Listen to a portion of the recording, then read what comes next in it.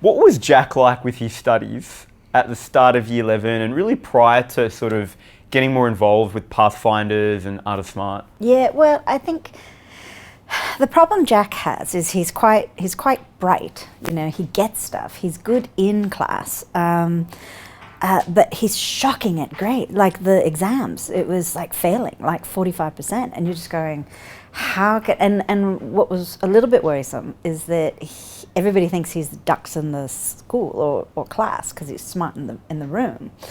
And then he was hiding his exams, and he was really starting to have an issue with shame and kind of this like imposter syndrome thing. And it became really a bit of a, like I was worried about psychological problems.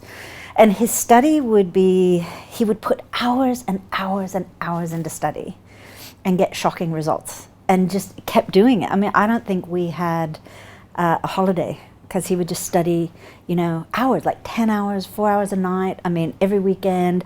So it wasn't like the boy wasn't putting in effort, right? And so there was this disconnect between the work he was doing and the grades. He was good in the room, and I, for the life of me, could not figure out what to do for the poor boy, right? Because I was going, you know, he has ambitions, and he wants to be a scientist and, you know, get into Sydney Uni and get a 95 A time. Like, how do you get a 95 A time when you're getting a 45 in physics? Like, this is just too big a gap, you know? So I looked at a lot of different mentors and tutors, and they just didn't quite hit right. And I ran across your videos, just, I don't know, somehow on YouTube one day. I sat him down, I'm like, you've got to watch these. Then I'm like Googling, and I'm like, ooh, they do mentoring, ooh, they do classes. Oh, we're so signing up for this. I was quite worried that his aspirations he could never achieve because there was just such a disconnect that as hard as he worked, he wasn't going to make it.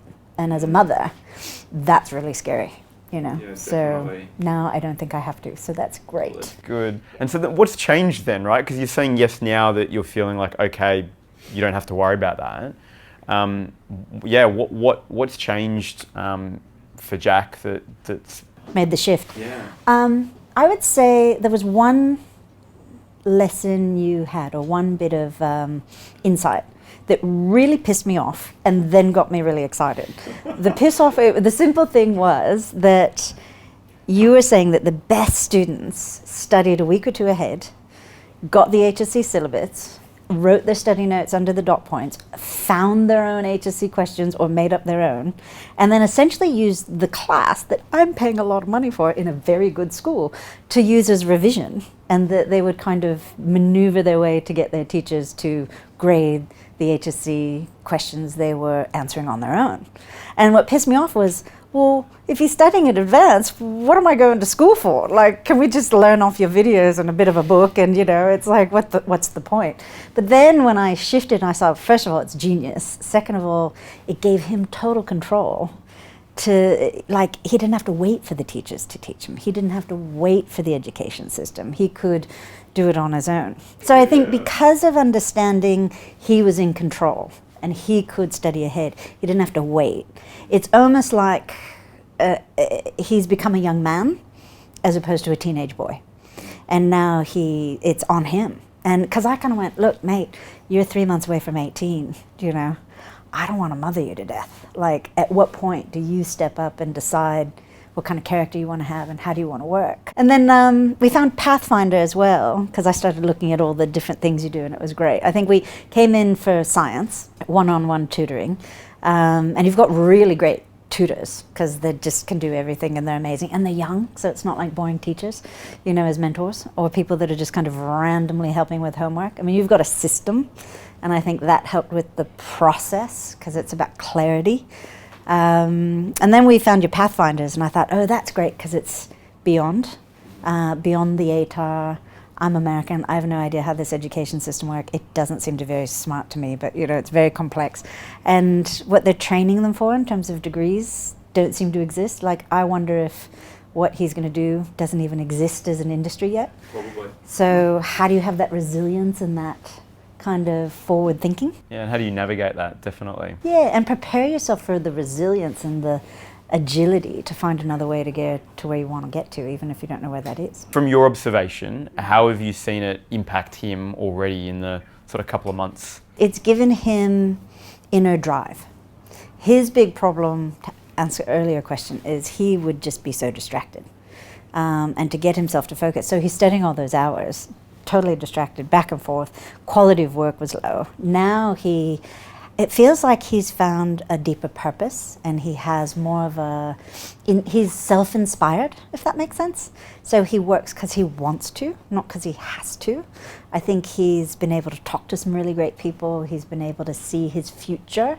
So as a young teenage boy who's now turning into a young man, he's starting to understand consequence. So, and that's hard for 17-year-old boys to get. Also very powerful though. Yeah.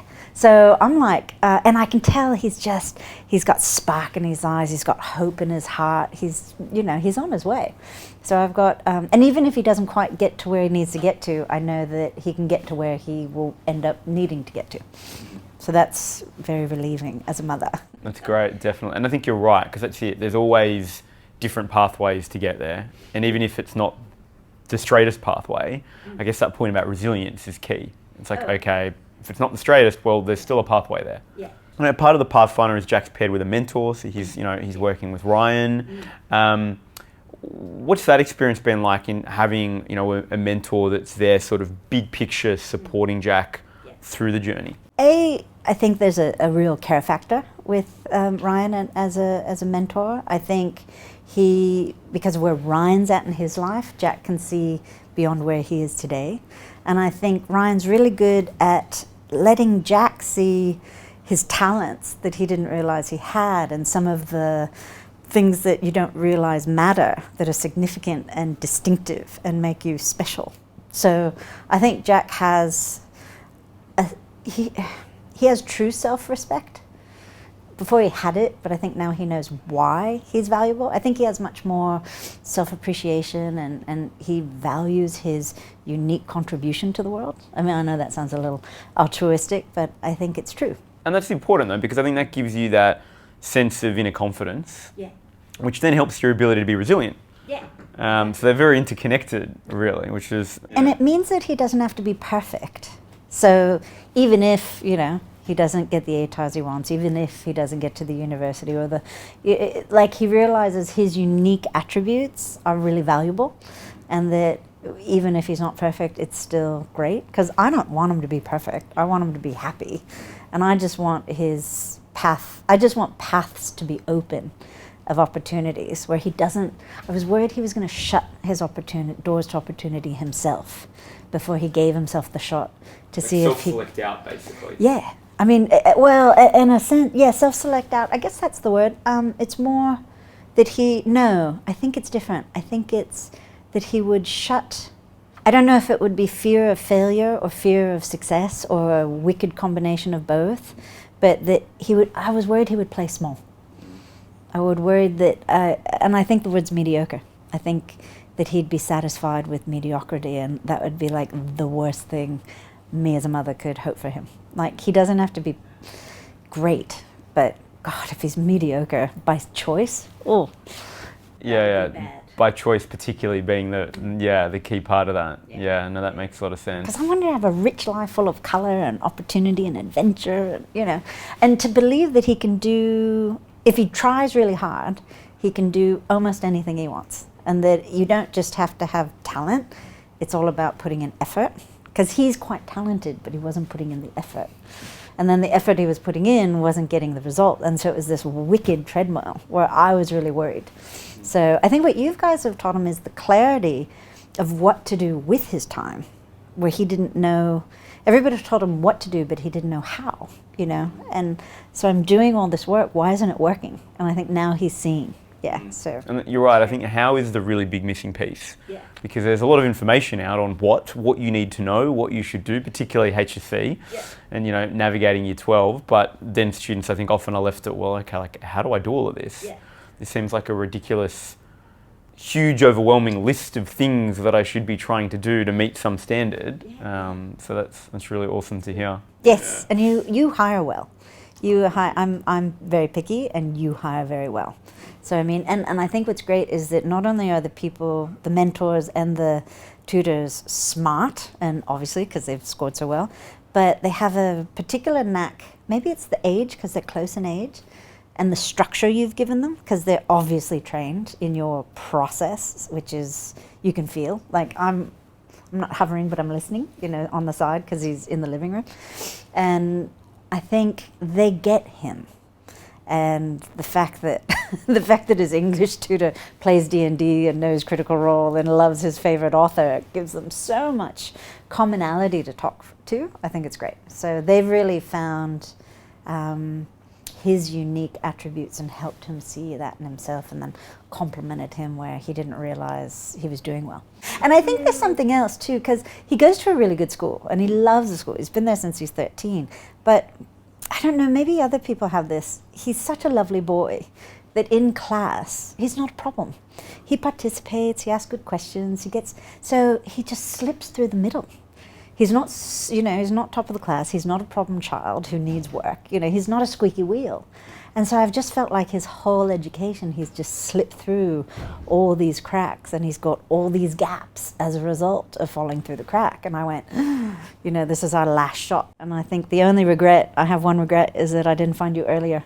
Because had I found you in year 10, he would have, or even at the beginning of high school, he would have had such a better foundation. And he would have been just, I don't know, I think he would have just been striving and strutting and, confident and loving it and like, I can't wait. So, but I think maybe the challenge has created that resilience that he needs, so that he really wants to study and strive and do better.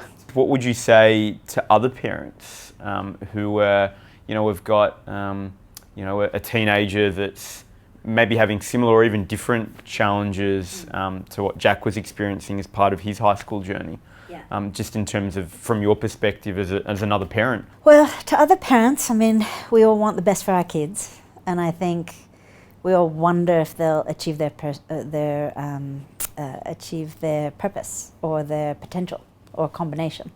I'd say that what's great about Artist Smart is you have the structure underneath what you do, and a process that is, how would you describe it?